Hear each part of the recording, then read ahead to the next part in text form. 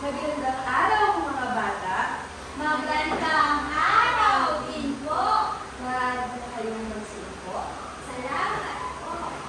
Ngayong araw na to, bago tayo dumako sa ating bagong aralin, meron akong inihandang aktibidad. Handa na ba kayo para sa aktibidad na ito? Opo. Ang inihanda kong aktibidad ay umagatak.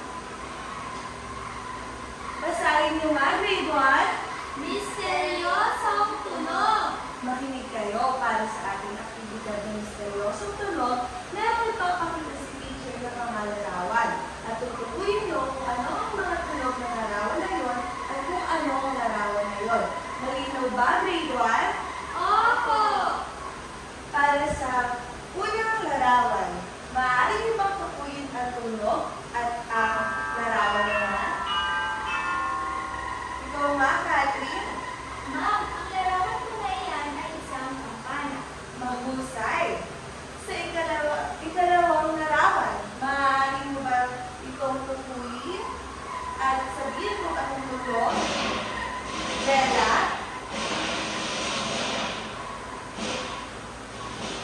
Ma'am, iyan po ay isang tambol. Ang tunog po ay galing sa tambol. Ito ay isang tambol at tunog ng tambol. Salamat, Bella. Sa ikatlong larawan, maaari mo bang sabihin kung anong nakikita tunog? Ikaw nga, Litzy? Ma'am, ang tunog po na iyan ay nagagalit sa sipon ng isang tao. Tama, ang ikatlong larawan ay nilalarawan ng sumisipon ng tao at ang tunog ay ang pagsipon. Sa ikaapat na larawan naman, maaari niyo bang sabihin kung ano nakikita at narinig ng tunog? Jessie? Tunog po ng isang leon. Mahusay. Ngayon natukoy natin ang mga larawan at tunog. Gusto ko sabihin niyo sa akin kung ano ang pinagkaiba ng mga larawan na yan. Sa unang larawan, natukoy natin na ang pinakita ay kampana. At sa ikalawang larawan naman ay ang pinakita ay tambol. Ngayon, maaari niyo bang ibigay sa akin o ilarawan ang pagkakaiba ng tunog ng kampana at tunog ng tambol? Ikaw nga, Katrina. Ma'am, ang isang kampana ay magaan at tumutunog na parang isang masayang sakay, habang ang isang tambol ay malakas at malalim. Mahusay, salamat, Katrina. Paano naman ang ikatlong larawan? Diba? Ang ikatlong larawan ay nagpakita ng larawan sa nasipon na tao. At ang ikaapat na larawan naman, nakita niyo na rin ito ay ang tunog ng leon. Maaari mo bang sabihin sa akin kung ano ang pinagkaiba ng ikatlong larawan at ng ikaapat na larawan? Ikaw, Marisa? Ang tunog ng sipon ay matalas at mataas, habang ang tunog ng leon ay mataas at mataas. Mahusay, salamat, Marisa. Talaga naman natukoy mo ang mga tunog ng mga larawan na aking ipinakita. Dahil dyan, bigyan mo ang sarili nyo ng Amazing Club. Alam niyo ba ang Amazing Club? Hindi po! Okay, sasagawa mo na yung teacher ang Amazing Club. Ganito lang yan. 1, 2, 3. 1, 2, 3. 1, 2, 3. Amazing! Kayo nga, magsitayo, grade 1 at sabay-sabay natin gawin ang Amazing Club. 1, 2, 3. 1, 2, 3. 1, 2, 3. Amazing!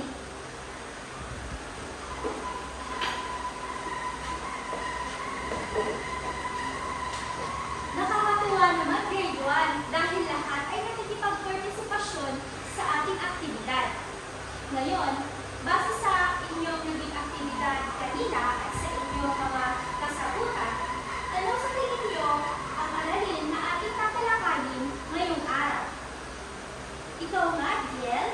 Ma'am, sa talagay ko po, ang aking aralin na tatalakayin ngayong araw ay patungkol sa mataas at mababang tunog. Magaling! Ang ating tatalakayin ngayong araw ay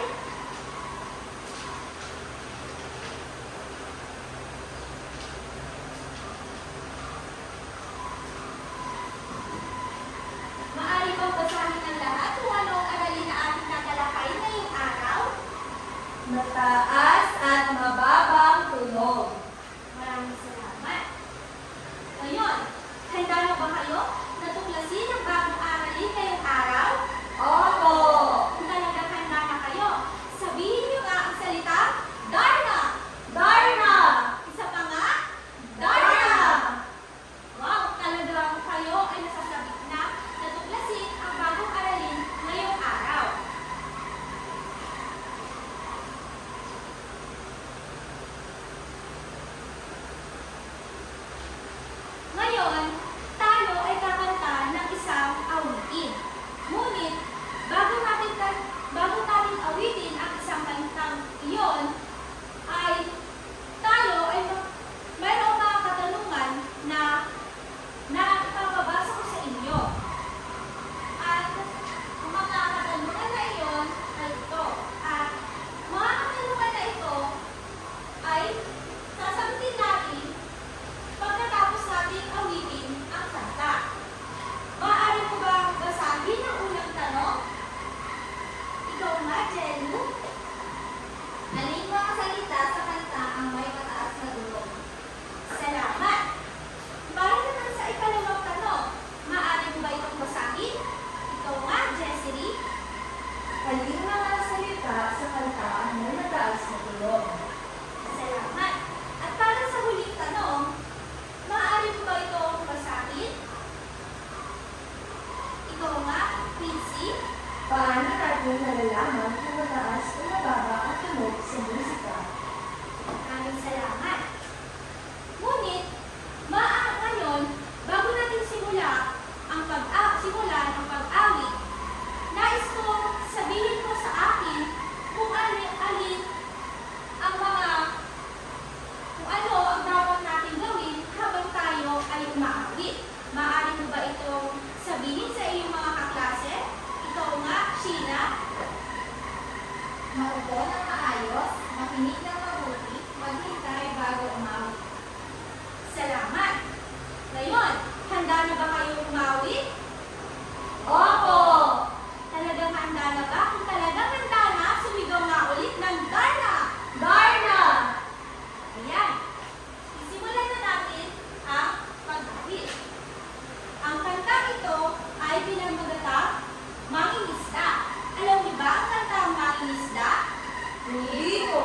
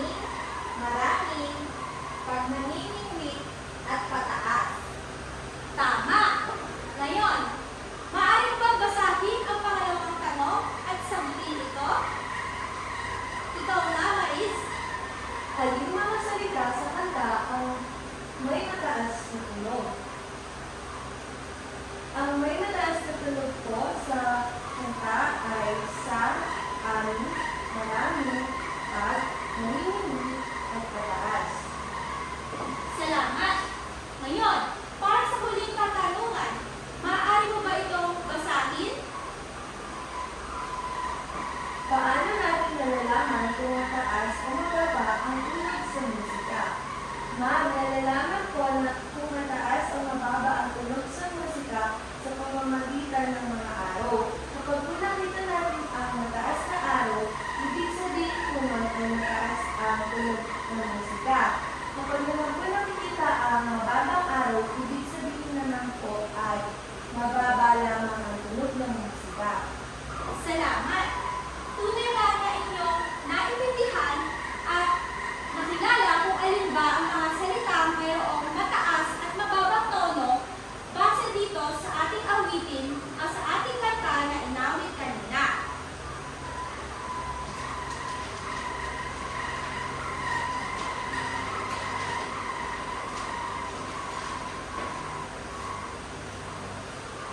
Ngayon, mayroon akong larawan na ipapakita sa inyo. At sa larawan na ito, nais kong sabihin niyo sa akin kung ano ang inyong nakikita. Ikaw nga, Sheena, May mga tao po sa nagdaan. magaling. Ano pa ang iyong nakikita sa larawan na ito? Sige nga, Maris, May mga sofa sa gusto sa hagdan. tama. Mayroong mga sofa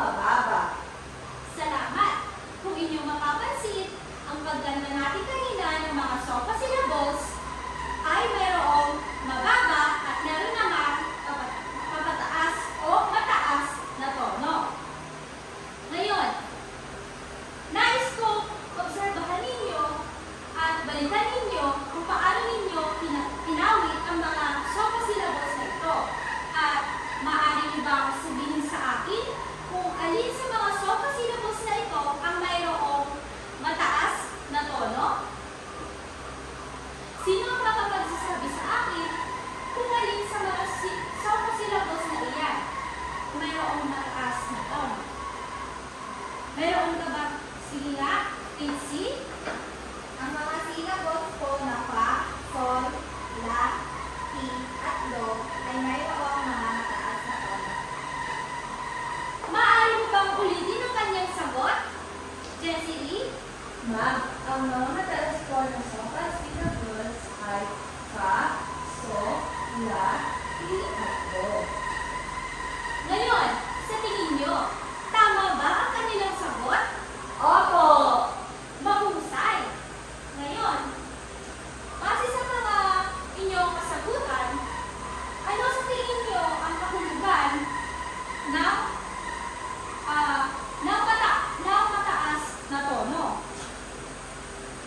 Meron ba kayong ideya? Ikaw nga, Jelu? Sa tingin ko po, ito ay mayroong matinis na tunog. Tama! Sabay-sabay nga natin basahin kung ano ang lugar na mataas na tono. Mataas na tono. Ang tunog ay mas matinis o mas mataas sa pandinig. Salamat!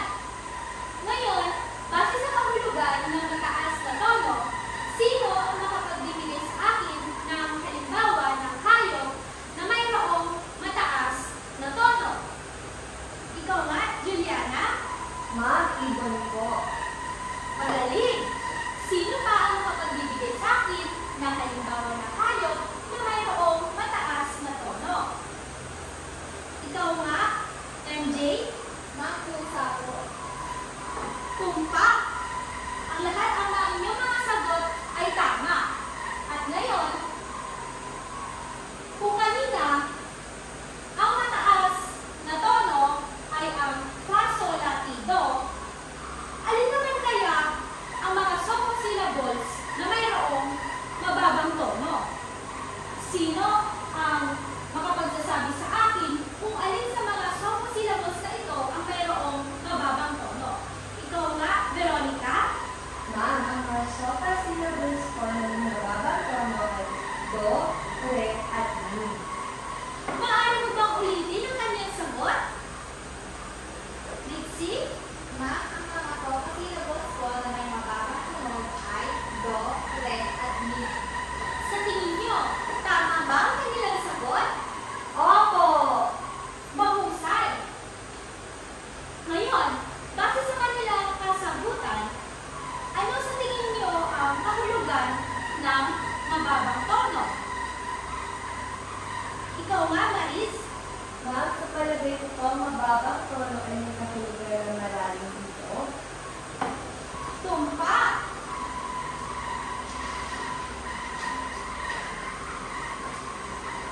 Ngayon, maaari mo ba basahin ang kahulugan ng mababang tono? Jacqueline? Mababang tono. Ang tunog ay mas malalim o mababa sa pandinig. Salamat! Ngayon, sabay-sabay pa nga nating basahin kung ano ang mababang tono. Mababang tono. Ang tunog ay mas malalim o mababa sa pandinig. Ngayon at alam niyo na ang kahulugan ng mababang tono, sino ang makapagbibigay sa akin ng halimbawa ng hayop na mayroong mababang tono? Meron ka ba ideya, Shimaya? Ma'am, baka po. Tama! Maliban sa baka, aling hayop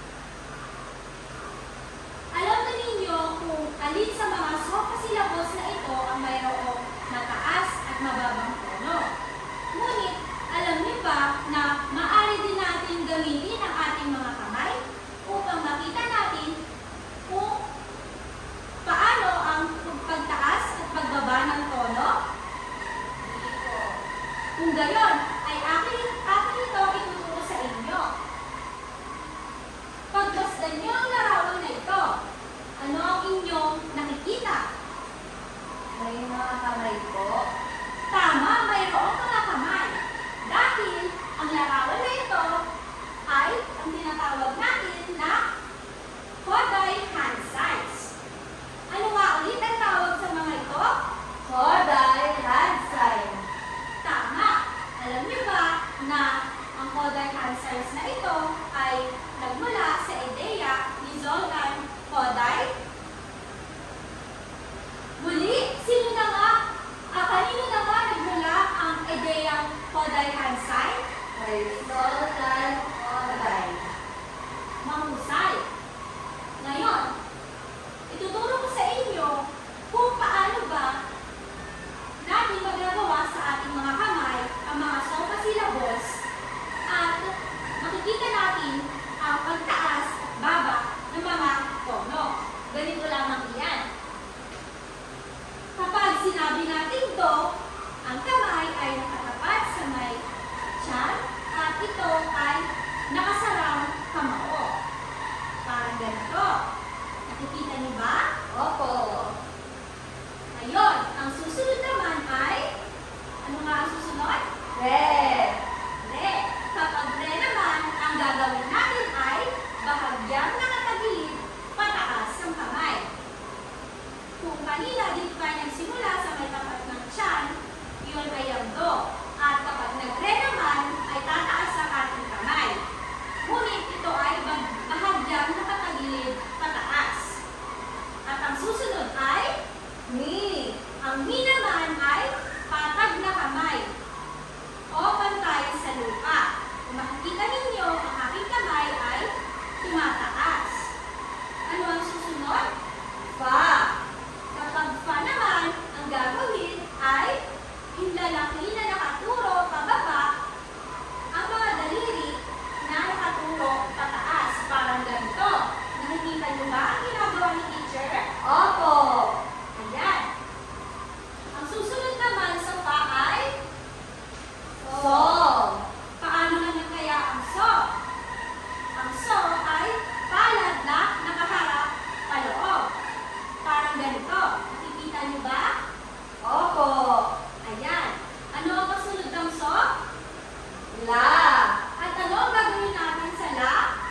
Nakatutula kamay na parang tasa. Parang ganito. Nakikita niyo ba ang ginagawa ng teacher? Opo. Ayan. Ano ang kasunod ng la? Pi.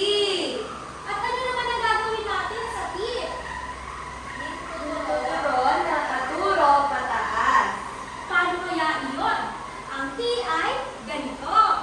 Nakikita niyo ba ang ginagawa ni teacher? Opo. Ngayon, paano naman kaya ang do? Nakasara kamao. Tama, nakasarang kamao. Ngunit ang do na ito ay Mataas. tama. Ang do na ito ay mataas. Dahil ang kamay ni teacher ay tama, nakataas ang kamay ni teacher. Dahil ang mga sopa syllables na iyan, habang tumataas ang mga hand sign na iyan, ay tumataas din ang kanilang tono. Muli, bakit nga nakataas ang do na ito? Dahil nakataas din po ang tono. Tumpa. Ngayon, maaari bang magsitayo ang lahat at gawin natin ang Koday hand sign? Mag-umpisa tayo sa do. Do, re, mi, fa, so, la, ti, do. O, sa fa. Do, re, mi, fa, so,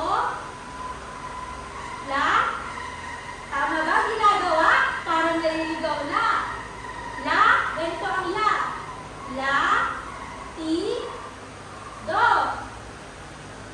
O sige, maaari bang tawagin natin sa harapan si Jelmo upang ipakita sa kanyang mga klase kung paano ang Koday hand sign?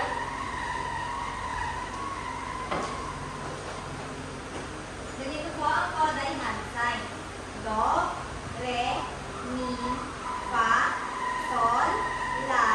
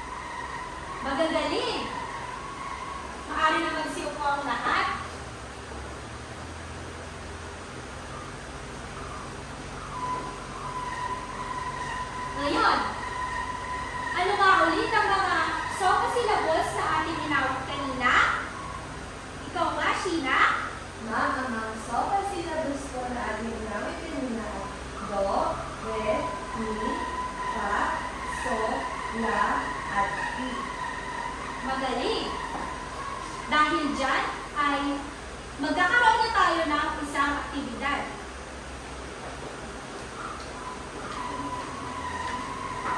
Mga bata, bago tayo magkaroon ng isang aktibidad, ay tatanungin ko muna kayo.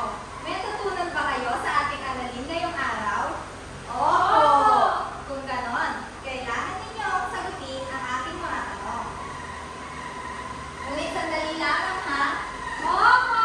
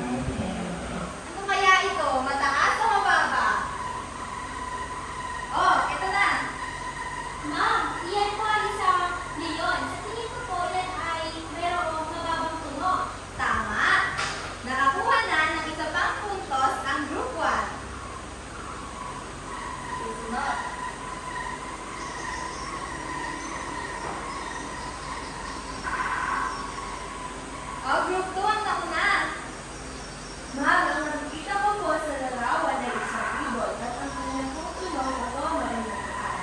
Tama!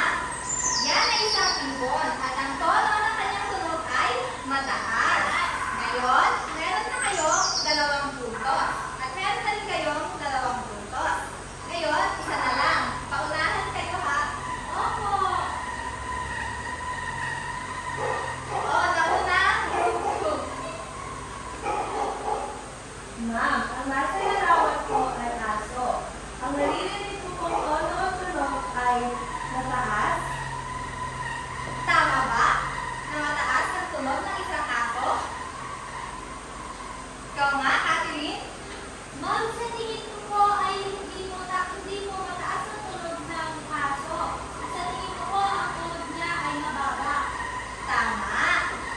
Ang tunog ng aso ay mababa. Kaya ang puntos ay mapupunta sa group 1.